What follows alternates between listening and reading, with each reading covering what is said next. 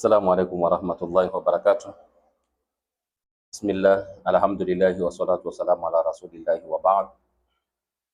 Limadha yatakarraru nafsul khilafu baina zawjayn?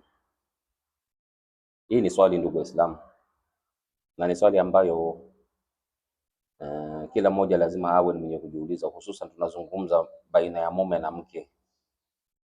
Kwa nini tatizo moja inakuwa ni yenye kujirudia zaidi ya mara moja?